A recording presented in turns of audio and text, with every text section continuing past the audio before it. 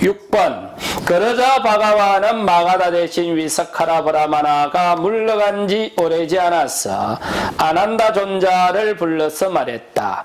아난다여, 그대는 웰루아나 중림정사로 가서 라자가 주변에서 수행하는 모든 스님들을 법당으로 모이게 하라. 그렇게 하겠습니다. 아난다 존자는 바가와께 대답하고 라자가와 주변에서 수행하는 스님들을 모두 법당으로 모이게 하고서 바가와에게 갔다. 그리고 바가와에게 예배하고 한 옆에 섰다. 그리고 나서 아난다 존자는 바가와에게 가서 다음과 같이 말했다. 바가와시여, 비구 상가가 모두 다 모였습니다. 그러자 바가와는 자리에서 일어나 집회소로 갔다. 가서 마련된 자리에 앉았다. 그리고 바가와는 비쿠들에게 말했다.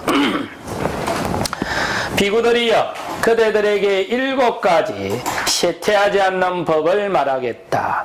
그것을 잘 듣고 마음에 새겨라. 이제 설하겠다. 그렇게 하겠습니다. 바가와시여 하고 비쿠들은 바가와에게 대답했다. 바가와는 다음과 같이 말했다. 비구들이여, 비구가 정기적으로 많이 모이고 자주 모이는 한 비구는 퇴보하지 않고 번영할 것이다. 비구들이여, 비구가 질서 있게 모이고 질서 있게 해산하고 질서 있게 상가의 업무를 보는 한 퇴보하지 않고 번영할 것이다. 비구들이여, 비구가 공인하지 않는 것을 인정하지 않고 공인한 것은 깨뜨리지 않고 공인되어 온 학석 계목을 준수하는 한 퇴보하지 않고 번영할 것이다. 비구들이여, 비구가 상가의 아버지요 지도자인 구참이며 출가한 지 오래된 장로를 존경하고 존중하고 순상하고 예배하고 경청하는 한 비구는 퇴보하지 않고 번영할 것이다. 비구들이여, 비구들이 태어남을 가져오는 가래가 생기더라도 그것에 지배하지 않는 한 비구는 퇴보하지 않고 번영할 것이다. 이게 부처님의 어법입니다. 통상 우리가 수행을 하면 정신적인 목마름, 욕망이 다 없어질 거야 라고 생각하는데 없어지기도 하지만 접촉 다음에 마음이 움직이기도 할 텐데 그렇게 움직이는 마음에 구속될 거냐 자유로워질 거냐. 부처님의 어법을 자세하게 보면 욕망이 일어났을 때 그 욕망에 구속되지 않고 자유로워지면 삶이 평화로워질 겁니다. 이런 표현을 절개하는 걸 볼 수가 있습니다. 그러니까 제로 게임은 없다는 겁니다. 여러분들이나 부처님이나 또 수행하는 스님들이나 살다 보면 다 낑낑대기는 마찬가지다. 그런데 접촉 다음에 일어난 마음작용에 구속돼서 낑낑댈 건지 그 마음작용을 알아차림하고 자유로워질 건지 그 차이만 있다. 비구들이여, 비구가 숲속의 수행처에 대해서 큰 관심을 가지는 한 퇴보하지 않고 번영할 것이다. 비구들이여, 비구가 사티 수행을 함으로써 아직 오지 않는 좋은 동료 수행자가 오게 하고 이미 온 좋은 동료 수행자는 편안히 머물도록 하는 한 퇴보하지 않고 번영할 것이다. 이런 표현들 많이 써죠. 특히 한국 스님들이 이런 표현을 많이 쓰는데 기도가 수행이고 불사가 수행이고 여러 가지 우리가 하는 일들이 다 수행 아닌 것이 없습니다. 요만을 다르게 이야기하면 그러면 수행만 하면 되겠네. 그런 말들이겠죠. 부처님이 영축봉 토구를 떠나서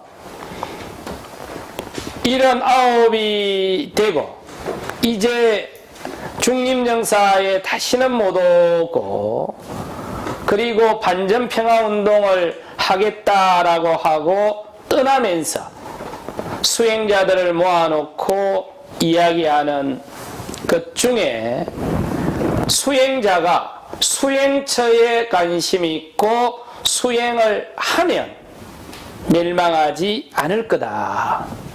늘상 그런 표현을 많이 쓰거든요. 어쩔 수 없어서 가는 과정이라서 이런저런 일들을 좀 했지만 우리가 가장 관심을 기울이고 전념해야 될 거는 수행하는 겁니다. 그래서 수행의 질을 높여주는 것이 우리가 할 일이죠. 늘 표현했듯이 이 골짜기를 수행 해방구로 하나 만들어 봅시다. 전 세계에 목욕탕이 있는 것만큼 마음이 쉴 수 있는 쉼터를 만들어 줍시다. 얼핏 생각하면 뭐 알아서 하도록 하지 뭐 그 욕심이 많습니까? 라고 볼 수도 있지만 다른 차원에서는 수행 쉼터를 만들어주는 거고 수행의 질을 높여주는 거죠.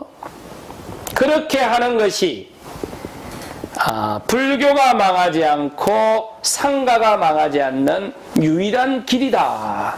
부처님이 이런 아홉이 될 적에 유언을 이제 이렇게 하는 거죠. 요만을 다르게 이야기하면 내가 어떤 분야에 일을 할 적에 내가 하는 전공 분야의 수준을 높여주는 것이 그 일이 퇴보하지 않고 번영해 가는 겁니다. 그런 거지 않겠습니까? 이게 대중화된다라는 말은 필연적으로 수준이 하향 평준화되는 걸 의미하는 겁니다. 그러면 대중화는 되겠죠. 그러나 며칠 가겠노? 대중화시키는 것도 대단히 중요하지만 그 대중화된 것을 끌고 갈 수 있는 전문 집단의 존재는 그 못지않게 중요하다. 지금 삼성 같은 경우도 마찬가지죠. 좀 늦기는 했습니다만 R&D라고 합니까? 연구개발비를 뭐 천문학적으로 투자를 하지 않습니까? 애플도 그랬고 MS도 그랬고 많은 시장의 흐름을 바꿨던 집단들이나 개인들을 보면 그 초기 연구개발비를 무지막지하게 투자를 하고 뻗어냈죠. 그렇게 해서 하나를 만들어 가지고 그게 세상을 바꿔 나갔지 않습니까? 수행도 마찬가지다. 급한 마음에 전해주려고 하는데 제일 큰 문제는 뭘 줄 거노? 사기칠 수는 없지 않나? 내가 경험해보지 못한 걸 갖다가 다른 사람에게 경험해라 쿨 수는 없는 문제다. 근데 이게 이제 우리가 직면해 있는 현실이죠. 전문성과 대중성의 사이에서 어떻게 균형을 맞춰 갈까? 어쨌든 여기서 부처님은 수행자가 수행과 수행처에 관심을 가져야 한다. 그것만이 유일한 희망이다. 비구가 이러한 7가지 퇴보하지 않는 법에 정착되고 이러한 7불퇴법을 가지는 한 실천하는 한 항상 퇴보하지 않고 번영할 것이다. 비구들이여 또 다른 퇴보하지 않는 7가지 법이 있다. 그것에 대해서 말하겠다. 비구들이여 잡다한 일을 하기를 즐겨하지 않고 기뻐하지 않고 즐거움에 몰입하지 않는 한 비구는 퇴보하지 않고 번영할 것이다.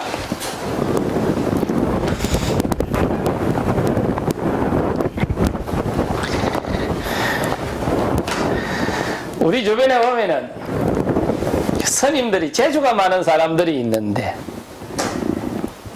그 재주 많은 걸 풀어먹는다고 정신이 없구만. 그런데 수행은 안 한다. 잡기에 능하지 않습니까? 그러면 쫄딱 망해 빈다. 여러 가지 재주 있는 사람이 바쁘라 묻기가 좀 그렇던가요? 모르겠습니다. 전에는 조선족들한테 그랬다네요. 쟤는 중국어도 좀 시원찮고 한국어도 좀 시원찮고. 근데 요즘은 그런다네요. 쟤가 중국어도 좀 되고 한국어도 좀 되고 그런다네요. 그러니까 보는 관점에 따라서 달라질 수는 있겠죠. 그러나 어쨌든 수행자는 수행에 올인해라. 수행 외적인 일은 외적인 일로 밀쳐둬라. 비구들이여 비구가 말하기를 즐겨하지 않고 말하기를 기뻐하지 않고 말하는 즐거움에 몰입하지 않는 한 비구는 퇴보하지 않고 번영할 것이다. 스님들한테 수도 없이 묵어나세요. 돌아서면 와다 하는데 말 많은 사람의 특징을 가만히 보면 본인이 말이 많다는 걸 몰라. 그러게 말로 하는 겁니다. 술 취한 사람이 지가 술 취했다 하던가. 전에 어떤 스님 보고는 아니 묵은 패를 채워줬더만 참다 안 되겠는가. 묵은 패를 떼놓고 제가 말을 좀 하고 차겠습니다 하고는 말을 하고 또 차고 그러더만 이야 독특하다. 묵은아 있어. 비구여 세속에 계시는 분들은 어쩔 수 없지만 혹시 여러분들이 다음에 운수불길에서 또 운수대통에서 출가를 하게 되거나 아니면 두서너 달 시간을 잡아서 집중 수행을 할 적에 사띠와 삼매력이 형성되어야 되는데 요 사띠와 삼매력의 시가 형성이 되어야 됩니다. 그런데 그 시가 형성되는데 2달에서 석 달 정도가 걸립니다. 그게 형성이 되고 나면 그 다음부터는 좀 방치를 해놔도 수행을 하면 빨리 에너지가 집중이 되죠. 그런데 요 삼매의 시가 형성되는데 가장 치명적인 방해 요소가 토킹하는 겁니다. 말하는 것하고 책 읽는 것하고. 예, 책도 그렇습니다. 그래서 읽지 말라고 하는 겁니다. 하루에 10시간 수행하고 5분 대화를 하면 10시간 수행한 게 99% 날아가 버립니다. 그래서 하지 말라는 겁니다.